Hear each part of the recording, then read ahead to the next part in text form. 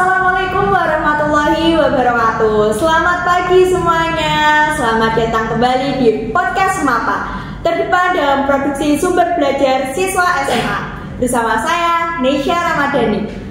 Minggu ini, kelas 10 yang merupakan peserta didik baru dari SMA Negeri 1 Pamotan sedang melaksanakan P5 atau Proyek Penguatan Profil Pelajar Pancasila dengan tema Kebinekaan Global, yang merupakan sikap saling menghormati keberagaman dan toleransi terhadap perbedaan. Apa yang kalian ketahui tentang tari? Dan tarian apa yang kalian ketahui? Tari tradisional ataupun tari modern? Ya, biasanya disebut dengan dance. Kali ini kita akan membahas semuanya bersama koreografer tari dari Sanggar Seni Mbah Joget. Wah, siapa ya dia? Kebetulan beliau sudah berada di samping saya. Namanya Pak Toyo, teman-teman. Selamat pagi, Pak. Bagaimana kabarnya? Alhamdulillah, baik. Nah, teman-teman pasti bertanya-tanya siapakah sosok Pak Toyo sebenarnya. Nah, boleh memperkenalkan diri, Pak, kepada teman-teman semuanya. Oke, makasih. Langsung saja, nama saya Toyo. Saya dari Lasem. Memimpin dari Sanggar Mbah Joget yang ada di Sendang Asri. Oh, Sendang Asri. Oke. Mungkin kita langsung saja ke pertanyaan yang pertama ya, Pak. Apa latar belakang Pak Toyo dalam dunia tari dan bagaimana sosok Pak Toyo dalam memulai karir sebagai koreografer tari? Latar belakang saya menjadi tari ya. Menjadi penari itu latar belakang. Tidak ada yang namanya apa, dulu kan ada yang untuk orang tua penari, mbah atau penari, itu saya nggak ada. Jadi semua nggak ada titisan dari penari, cuma saya yang jadi penari. Asal mula dari mana itu nggak tahu ya, tiba-tiba aja. Ya kalau pengennya enggak, cuma dulu itu ada pemaksaan dari orang tua sebenarnya. Dulu itu nggak pengen sih jadi penari, cuma orang tua yang menginginkan saya menjadi penari. Entah bagaimana atau ada alasan khusus. Iya, seperti itu. Sudah. Oke. Bagaimana tari dapat mempengaruhi perkembangan budaya dan identitas suatu masyarakat? Gimana? Bagaimana tari dapat mempengaruhi perkembangan budaya dan identitas suatu masyarakat? Oh ya, gini, tari itu kita ambil dari wiraga, wirama, wirasa. Biasanya kalau orang anak bisa menari, itu jiwanya itu pasti jiwa seninya dapat, ya kan? Kalau jiwa tari itu wiraga, wirama, wirasa, rosoni. Melekat gitu. Melekat. Jadi kalau penari biasanya kalau orang pintar tari otomatis attitude-nya pasti baik. Sudah dipastikan berarti. Sudah dipastikan. Soalnya dia udah latihan rasa juga, entah rasa sama dirinya sendiri atau sama orang lain atau bahkan dari sama orang tua, itu pasti. Jadi benar-benar sudah melekat. Iya. Apa yang membedakan tari tradisional dan tari modern? Kalau tari tradisional itu kebanyakan tuh tari yang dulunya dipakai oleh leluhur. Contoh, ada tari klasik yang namanya tari pewayangan. Oh iya. Kayak wayang orang, wayang kulit seperti itu. Contoh tariannya seperti gambyong yang ada di Jawa Tengah. Terus ada Jano Petakil seperti itu. Kalau yang tari modern itu tarian klasik yang sudah dikolaborasi, ya, sudah dimodifikasi. Kalau dari Rembang kan ada tari orek-orek, itu termasuk tarian apa, Pak? Untuk orek-orek itu tari kreasi juga sih, tapi itu udah mengadu pada di modern atau masih tradisional? Masih tradisional. Itu tari kerakyatan. Oh, kerakyatan. Iya, itu tari kerakyatan yang diambil dari tarian tradisional sama tari modern. Oh, penggabungan gitu. Iya. Oke. Pak Toyo bisa menjelaskan sejarah tari tradisional Indonesia dan perannya dalam kebudayaan kita. Sedikit menjelaskan sejarah tari tradisional. Ya, sedikit ya, soalnya saya juga tahunya sedikit juga. Untuk tari tradisional itu yang biasanya tuh gambyong. Ini kita bicara dengan tarian gambyong karena tarian gambyong itu udah luas, udah di go internasional juga sih. Tari gambyong itu biasanya dipakai untuk sambutan-sambutan, terutama di antena. Tari gambyong itu dulu didapat di Solo kalau nggak salah. Itu tarian selamat datang atau tarian buat pembukaan sebuah acara. Selain mengajar di sanggar tari, apakah Pak Toyo juga mengajar ekstrakurikuler di sekolah-sekolah seperti SD, SMP atau bahkan SMA?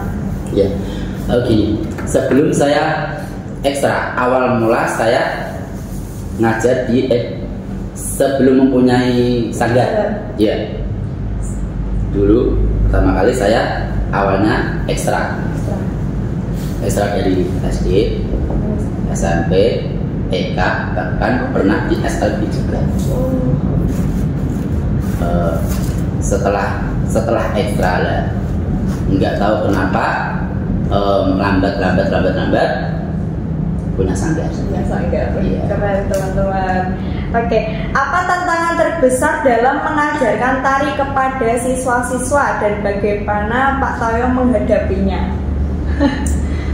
Kalau menghadapi anak-anak untuk dilatih tari ya, sebenarnya tuh nggak sulit sih kalau anak-anak mau ada keinginan. Biasanya kalau anak-anak udah ikut latihan tari berarti dia udah punya keinginan. Tapi kesulitan saya tuh pada waktu jenuh mengajarnya, pada waktu anak-anak jenuh. Biasanya kan untuk tarian ada tahap-tahapnya dan juga ada kadang IQ anak juga beda-beda sih. Untuk berapa gerak, 1, 2, 3 gerak atau 1, 2, 3, 4 gerak, itu kadang anak ada yang cepat, ada yang lambat. Nah, untuk kesulitan saya untuk mengajari anak tari itu untuk keterlambatan anak untuk mengikuti sebuah gerakan. Kadang nggak mau ya Pak, males dan tiba-tiba besoknya lagi nggak ikut. Oh, jadi malah nggak berkembang ya Pak? Iya. Oke. Apa peran tari dalam pendidikan karakter dan pengembangan diri siswa? Untuk peran tari buat pendidikan siswa itu biasanya kan akademik. Itu kadang otak kanan, otak kiri harus jalan gitu. Kalau tari itu biasanya kan mulai dari ujung kepala sampai kaki itu semua harus gerak, bahkan mata, entah ekspresi juga. Jadi otak kanan kiri itu imbang. Jadi termasuk kayak tarian Bali itu ya Pak? Iya, tarian Bali itu kan mata. Iya. Apa jenis tari yang paling populer di kalangan siswa saat ini dan mengapa? Untuk siswa saat ini kemungkinan tarian ciri khas Rembang ya, kalau ada di Rembang ya, mungkin orang-orang ya. Iya, soalnya gerakannya mudah, terus gerakannya dikit diulang-ulang. Iya. Mungkin ada lagi Pak apa? Untuk gambyong sudah biasa Pak. Kalau gambyong itu kesulitannya itu kalau mereka belum pernah dapat materi tari. Soalnya gambyong itu tarian klasik yang paling sulit. Benar-benar harus mendalami untuk gerakan tangan, terus gerakan pacak dulunya, terus itu udah pakem. Harus melekat gitu. Iya. Jadi biasanya kalau pengen latihan gambyong, dia harus bisa tari dulu. Kalau belum bisa sama sekali, iya boleh. Nggak ada yang salah kok. Semua gerak nggak ada yang salah, cuma alangkah baiknya kalau mereka sudah bisa tari, baru kita ajaran tarian. Sakral enggak sakral lah enggak juga sih. Oke, bagaimana Pak Toyo melihat masa depan tari di Indonesia, terutama dalam konteks globalisasi dan teknologi? Sekarang kan zamannya gadget ya Pak, pasti agak ya tari sudah mulai. Iya, aku pribadi sangat amat setuju dengan P5. Ya soalnya gini. P5 itu ajang untuk kita untuk ke depan. Kadang kan gini, kadang ada anak yang akademiknya kurang. Oh iya. Tapi dia non akademiknya punya kelebihan. Lah, seperti itu. Jadi kita nggak harus ke masa depan kita nggak harus akademiknya pintar. Jadi kita punya kerja, kita mudah mencari kerja. Tapi sekarang untuk saat-saat ini kan banyak yang dia nggak terlalu akademiknya nggak terlalu bagus, tapi di luar keahliannya sangat bagus, tapi dia malah sering ditarik. Jadi agak sedikit sedih ya. Kalau melihat perkembangan sekarang kan anak-anak sukanya gadget daripada mengembangkan melestarikan budaya. Iya. Mungkin besok pada waktu udah lulus atau udah dewasa nanti mungkin ada P5 itu sangat penting. Kreativitas yang ada di P5 itu sangat penting buat masa depan kita. Dapatkah Pak Toyo berbagi pengalaman atau cerita inspiratif tentang salah satu siswa Pak Toyo yang berhasil mengembangkan bakat tari mereka? Ya ada. Dulu itu saya ngajar ekstra di SMP dulu ya, SMP 1 dulu. Habis itu FLS 2N pada waktu itu. FLS 2N pada waktu latihan itu anak itu nggak pernah mau lanang kok nari, dia cowok. Lanang kok nari. Iya, biasanya nggak termasuk tanda kutip ya. Nari. Terus habis itu karena dia dipaksa oleh gurunya, karena itu kan di sekolah kan wajib. Ini kegiatan sekolah wajib, mau nggak mau harus mau.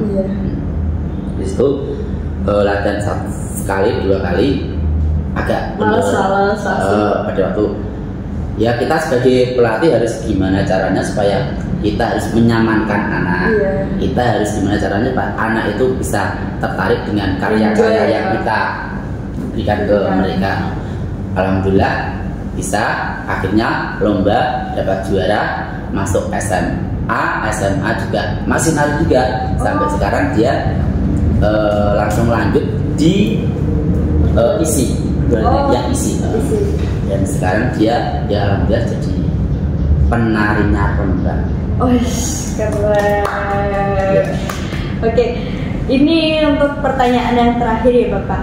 Apa pesan yang ingin Pak Toyo sampaikan kepada generasi muda mengenai pentingnya melestarikan dan mencintai budaya tari sebagai bagian dari identitas dan warisan budaya kita?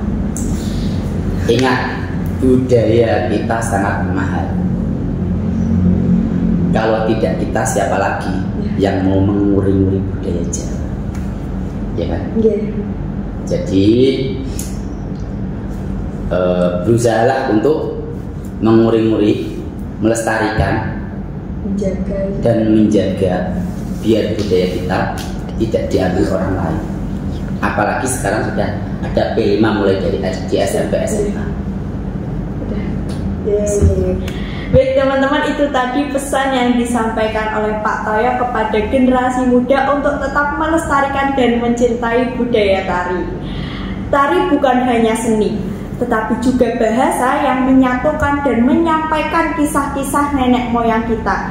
Dengan menghidupkan kembali gerakan dan makna tari, kita menjaga kekayaan budaya untuk generasi mendatang. Jadilah agen perubahan dan banggakan warisan kita. akhir kata, mohon maaf jika saya dan tim masih ada salah kata maupun perbuatan. Terima kasih kepada Pak Tayo yang sudah berkenan hadir dalam podcast ini. Terima kasih semua teman-teman yang sudah menonton dan wassalamualaikum warahmatullahi wabarakatuh. Sampai jumpa.